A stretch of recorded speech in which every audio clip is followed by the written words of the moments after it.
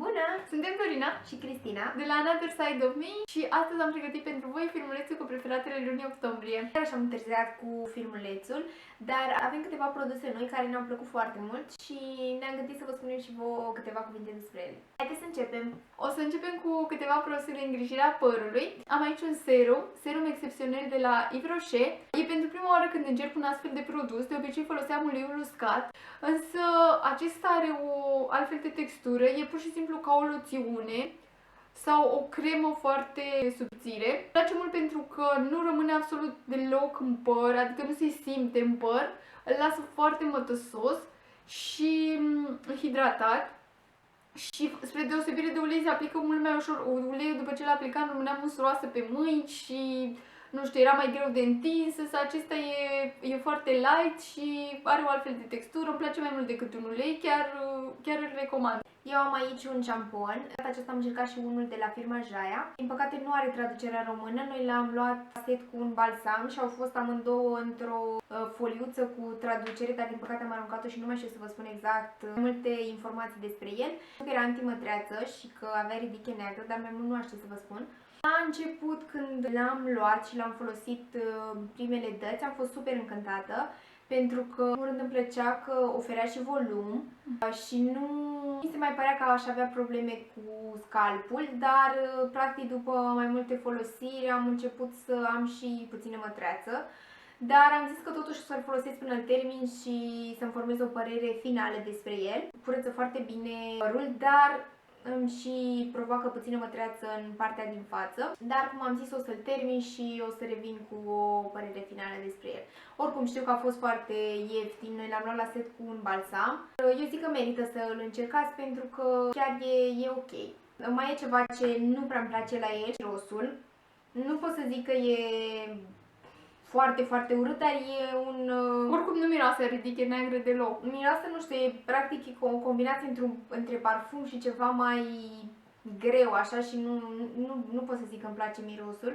Dar partea bună este că nu ține în păr, dar când te speli cu el simți mirosul, apoi nu persistă în păr, ceea ce e un lucru bun, așa că nu mai contează. Tot la capitolul îngrijirea părului mai am un produs, e vorba de balsamul de la Garnier Fructis, Goodbye Damage. Un balsam destinat părului foarte uscat și deteriorat. Noi nu avem păr foarte deteriorat, însă ne place super mult acest balsam pentru că îți lasă părul fiind ca mătase, deci pur și simplu îți treci mâna prin el, nu ți se mai încurcă, e super chiar și pentru părul lung. O textură cremoasă și prețul super ok. Și după ce îl folosești, părul miroase super vreo 2 zile, chiar Are un parfum așa fructat, e super bun. Tot la capitolul îngrijirea părului avem și un ulei de cocos de la Now Real Foods. Noi l-am luat de pe iHerb, între timp li s-a schimbat și numele, înainte firma se numea Now Foods, acum se numește Now Real Food. Și ambalajul. Da, se schimba și ambalajul, dar uleiul este la fel, are un miros foarte plăcut și noi ni l-am luat pentru îngrijirea părului. Ne facem mască cam o dată pe săptămână, aproximativ, nu ne ținem chiar mereu de asta.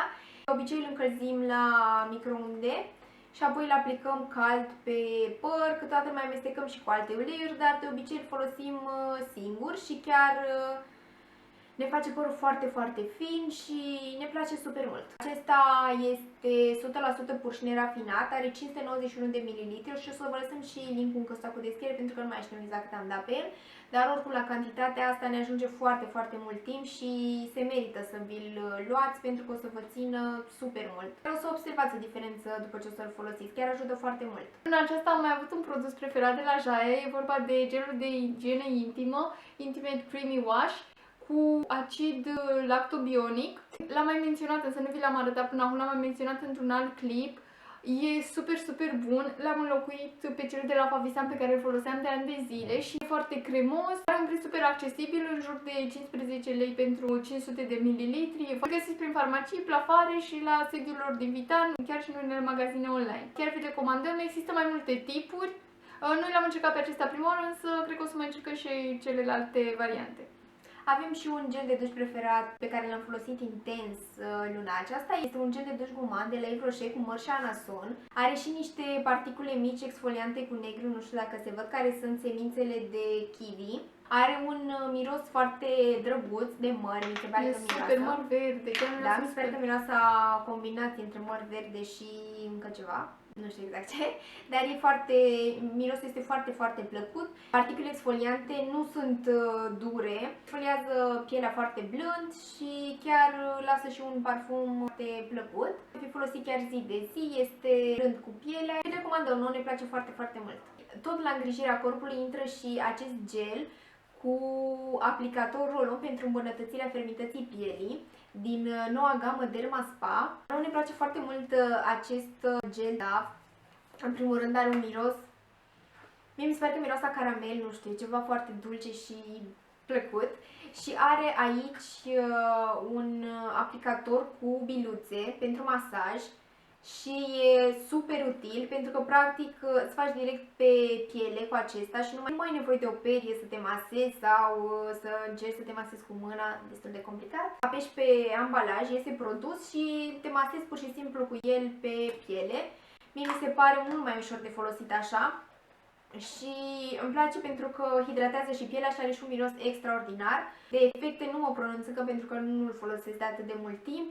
Oricum, per total e super pentru că beneficie și de un masaj, îți hidratează și pielea și miroase și extraordinar. Intră și super repede în pielea asta, am uitat să zic, deci practic imediat îți dai și poți să te și îmbraci, nu e nevoie să aștepți. Deci, în îngrijirea corpului avem și două creme de mâini, una pe care o folosim ziua și una pe care o folosim seara. Pe care o folosim seara este de la Melchior Intensive Repair.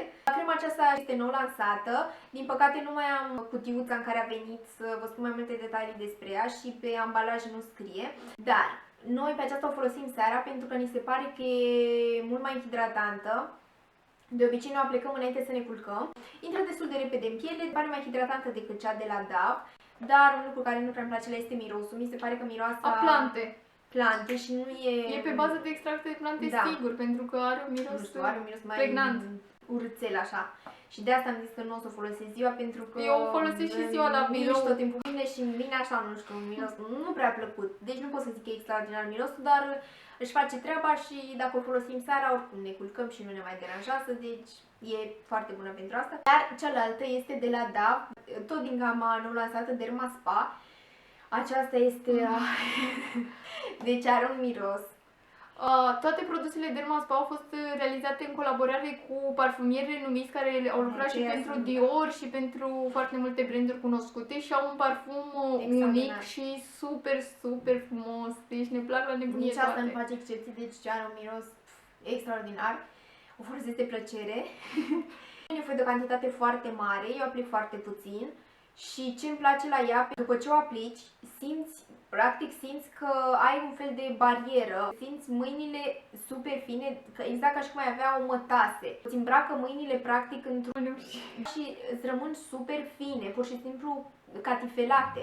Deci îmi place la nebunie și v-am zis, parfumul e extraordinar, deci asta chiar o folosesc de mai multe ori pe zi, nu doar o dată. Intră și repede în pielea, chiar vă recomandăm să o încercați pentru că e super. Trecem la capitolul îngrijirea feței și primul produs este Kiss My Face PF40 Water Resistant.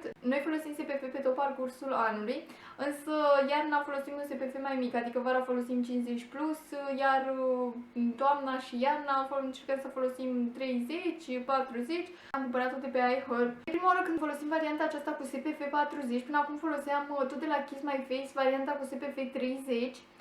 Și am luat-o pe aceasta pentru că aceea nu e niciodată pe stoc, deci chiar am încercat de vreo 3-4 ori și niciodată nu o găseam pe stoc și am zis să o luăm pe aceasta pentru că am cotat-o pe Paula's Choice și ingredientele sunt ok, oferă o protecție bună, așa că am zis să o cumpărăm pe aceasta, însă nu ne place la fel de mult ca cea cu SPF 30. Mie îmi place foarte mult pentru că rămâne mată, se usucă foarte repede, dar ce e enervant la ea că trebuie întinsă și masată în piele super bine. Cred că procedeul de aplicare a acestei creme durează cam vreo 2-3 minute, dacă nu mai mult. Pentru că oricum la crema de protecție solară îmi pun puțin mai mult, o cantitate mai mare decât la crema obișnuită, pentru că așa trebuie ca să te protejeze cu adevărat. Și stau să masez și să frec la ea în piele până mi intră, deci uneori mă plictisesc. Însă ce e super că îți rămâne mată și îți rămâne tenul lucios, uleios și măcar după câteva ore. dar e nașpa procedeul de aplicare. Nu cred că o să ne mai recumpărăm, o să luăm versiunea veche cu SPF30, era chiar super bună. Și știu că și acele au schimbat formula, sper să nu fi transformat ca pe aceasta să fie foarte groasă și foarte densă. Practic eu am folosit-o o singură dată, dar mi s-a părut oribilă. Mi-am dat și cu fontetă înapoi și m-am și demachiat pentru că nu se întindea deloc și mai ales dacă ai tenul uscat, cum am eu și câteodată mai ai și cojițe. Atunci mi-am aplicat fondul de ten, a fost dezastru. Și are și un miros foarte urât, da, miros de pește, nu știu, ceva... Ca de ulei de pește pentru că e cu nu știu ce, o formulă minerală și cred că de asta, nu știu. Nu o folosesc nici dacă sunt plătită. Și are și zinc oxid. Să fiți atente că știu că multe fete sunt alergice la acest ingredient. Rămânem tot la îngrijirea tenului și o să vă arăt două creme de față. Prima dintre ele este tot de la firma Jaia. În ultima vreme am tot încercat produsele Jaia și mi se par foarte accesibile și bune. Nici această cremă nu face excepție. Este o cremă hidratantă pentru o piele sensibilă și are și SPF 20. Îmi place în primul rând pentru că nu are parfum. Noi o folosim ca bază înaintea fondului de ten și mi se pare super, doar că un mic inconvenient ar fi faptul că are și SPF 20, se întinde puțin mai greu, adică nu e ca o cremă, chiar ca o cremă normală, trebuie să o întinzi puțin mai bine. Acest lucru ne deranjează pentru că e foarte bună și ne hidratează tenul uscat. Noi am dat în jur de maxim 15 lei, nu mai știu exact cât am dat pe ea și oricum își face treaba foarte, foarte bine. Siguranță o să mai ne cumpărăm și alte produse de la Jaia pentru că ce am încercat până acum chiar ne-au plăcut foarte mult și sunt și accesibile, așa că merită să le încerci oricum. Și a doua cremă pe care noi o folosim seara este de la Physiogel, sper că am pronunțat bine. La fel, o cremă care nu conține parfum sau coloranți, este pentru piele sensibilă, uscată și intens agresată. Noi o folosim seara, e mai grasă decât cea de la Jaia și intră puțin mai greu în piele, dar nu foarte greu. Trebuie aplicat o cantitate foarte mică, pentru că e super spornică. Are 75 de ml și am dat pe ea în jur de 35 de lei. Cred că noi am luat-o de la farmacia Tei. Și e primul produs de la această firmă pe care îl folosim. Mi-a plăcut foarte mult, dar o folosim, să zic așa, cam de o lună. Dar de câteva zile am observat că mi-au apărut câteva coșuri din acelea micuțe și dimineața mă trezesc cu ele. Dau seara cu crema asta și dimineața mă cam trezit în ultimul timp câteva coșuri. Nu știu dacă e de la crema asta, o să o folosesc sau o să fac o pauză dacă văd că mai mi-apar și o să revenim cu un update. Dar sper să nu fie de la ea pentru că mi place foarte mult că e hidratantă. Și mie îmi place mult. Și chiar e super din toate punctele de vedere, dar sper să nu fie de vină pentru coșurile care mi-apar. La capitolul machiaj am descoperit un nou fond de ten de la Kiko, se numește Universal Fit Hydrating Foundation.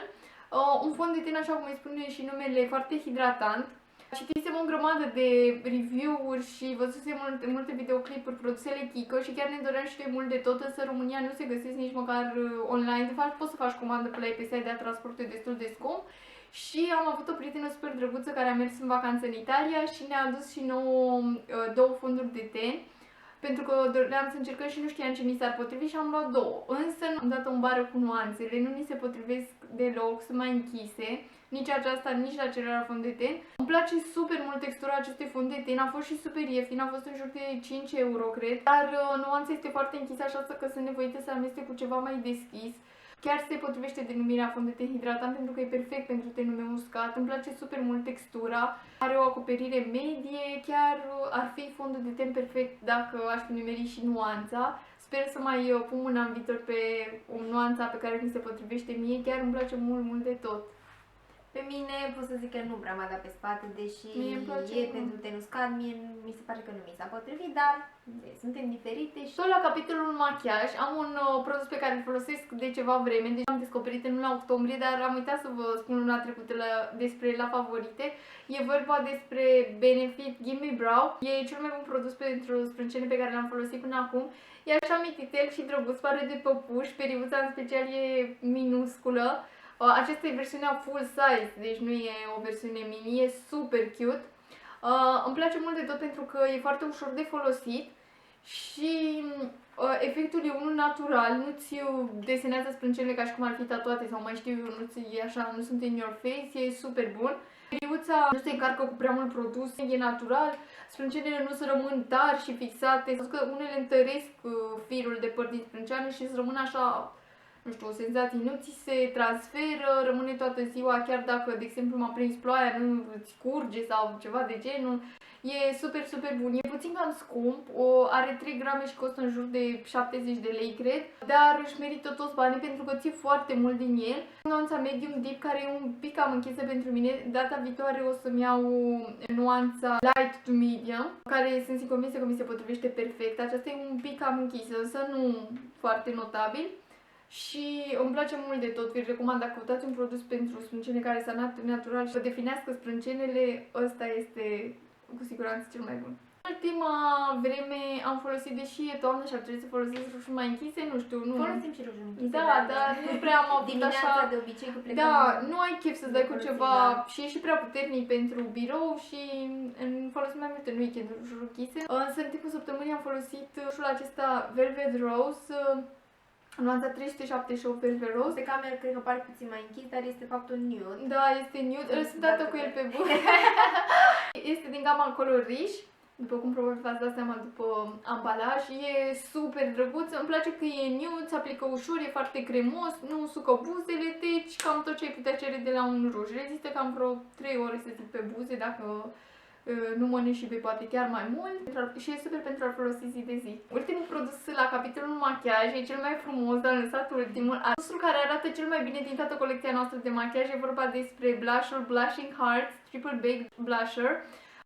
Noi avem nuanța Blushing Heart, e super drăguță și denumirea și blushul și uitați, și am uitat să vă arătăm cutia și uitați cât de drăguță arată blushul și a venit într-o cutie la fel de drăguță. Da. Este de la Makeup Revolution, da, exact, este de la Makeup Revolution. V-am mai spus despre această firmă, am făcut și review la o paletă de machiaj de la ei, o să vă lăsăm link cu cutia cu descriere. Este un blush baked, adică din acela copt. Nuanța Blushing Heart conține 3 nuanțe de roz divine, de la cel mai deschis la cel mai închis, un roz prăfuit, un roz aprins și unul mai spre mov. Nu e chiar atât de pigmentat. Nu e super roz așa cum îl vedeți în imagini, deci nu pari piții sau asta când stai cu el. Sunt dat acum cu el, nu știu dacă se vede. Mie îmi place oricum să dau cu mai mult blush. Mai ales că e bec, nu se ia foarte mult pe pensulă, trebuie să insisti ca să-l...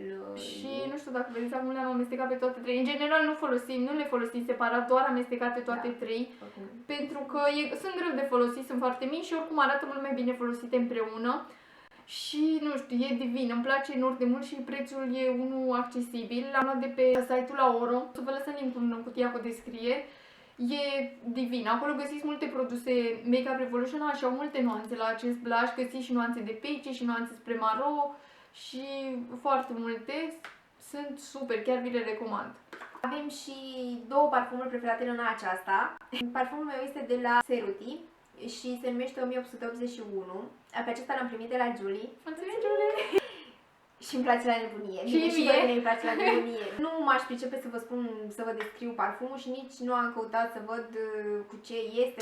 E dulce, dar și amestecat cu ceva fresh, nu știu, deci este extraordinar. Atunci când l-am mirosit prima dată la Julie, mi-a amintit practic de un parfum din copilărie. Miroase exact la fel și deci mi-a plăcut la nebunie și Julie până la urmă a zis poți să-l iei tu. Pentru că era, mirose extraordinar. Deci ne place super, super mult. Persistă și mult, deci e extraordinar. O să folosesc până îl termin. Cred că o să și îl recumpăr după ce îl termin pentru că e bestial. Eu am un parfum de la Oriflame, Happy Disiac. E, după ce că arată superb, are și un miros, deci îmi place mult de tot forma sticluței. Și pare ca un trandafir, așa, nu știu, e super drăguță forma sticluței. Și numele Happy Disiac te înveselește instant și miros e super, super. Miroasă dulce și amăr, parcă ceva fructat. Și mie mi se pare că seamănă foarte mult cu parfumurile Nina Ricci, deci miroase super, super frumos. Dacă nu ați ști că e Oriflame, ați crede că e un parfum foarte scump pentru că miroase divin. Are un preț foarte accesibil, dar din păcate nu persistă. Da. Nu persistă decât foarte, foarte puțin, în jur de 2 ore cred că ține. Trebuie reaplicat. Păcat. Da, păcat pentru că rest e divin, deci miroase superb, sunt convinsă că, nu știu, chiar dacă nu sunteți fani ale aromelor dulci, acest parfum, nu știu, că nu prea îmi plac parfumurile dulci foarte mult, dar acesta e divin, dar păcat că nu persistă, oricum îmi place mult de tot și reaplic de câte ori e nevoie. Am uitat să vă prezentăm la îngrijirea părului acest ulei de păr cu semințe negre din gama Kardashian Beauty. Aceasta este o variantă travel size, avem și varianta full size. Probabil o să le facem și un review după ce o să le folosim mai mult. Este un ulei uscat, aceasta este varianta de 15 ml, dar oricum, după cum știți, e nevoie de o cantitate foarte mică atunci când folosiți un astfel de ulei. Și ne place pentru că ne lasă părul fin, se descurcă mai ușor și la acesta am observat că și dacă pui mai mult produs, nu-ți încarcă absolut deloc părul. Mi s-a întâmplat să pun mai mult produs și nu-ți încarcă părul, nu-l simți lipicios sau uleios, practic nu ți se încarcă părul, chiar dacă pui mai mult produs. Ce nu prea îmi place la el, iarăși am ceva ce nu-mi place la el, este mirosul, pentru că mi se pare că e și dulce, dar și înțepătorul în același timp are, și probabil pentru că semințele negre, mai are și ceva, n-aș ști să vă spun exact ce, înțepător, așa puțin, nu știu, spicy, mi se pare, nu știu, ceva de genul ăsta, dar oricum nu, mi se pare că nu persistă atât de mult în păr, adică maxim o zi mi s-a părut că persistă și apoi nu-l mai simți. Noi avem și varianta full size, așa că suntem norocoase pentru că ne place mult. Luna aceasta am și o carte favorită. Este vorba de Lasă grijile, începe să trăiești, de Dale Carnegie, cred că am pronunțat bine, nu știu sigur cum se pronunță. E considerat unul dintre cei mai mari autori de literatură motivațională din toate timpurile. De fapt, e unul dintre pionerii acestui gen. Am făcut un videoclip separat despre cărți, despre aceasta și multe altele. Nu știu când o să apuc să-l editez pentru că e foarte lung și o să-mi ia mult timp. Sper că în curând.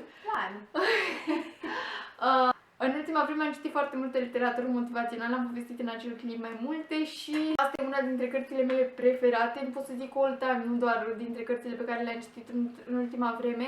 Deși e scrisă în anii 40, are un limbaj super actual, sfaturile sunt valabile oricând, mi se pare super bună, deci chiar vă recomand, mai ales pentru tineri, e genială cartea asta și mi se pare ca un ghid de îndrumar, să zic așa, cu mai multe reguli despre cum să-ți trăiești viața. E ca un îndrumar cu sfaturi despre viață, despre cum să acționezi. Cartea a fost vândută în peste 6 milioane de exemplare, cred că asta spune totul. Dale Carnegie e unul dintre cei mai bine vânduți autori din toate timpurile și sunt convinsă că vă va plăcea cartea asta, e super, super bună, chiar o recomand indiferent de vârsta pe care o aveți, dar mai ales tinerilor, e o carte genială.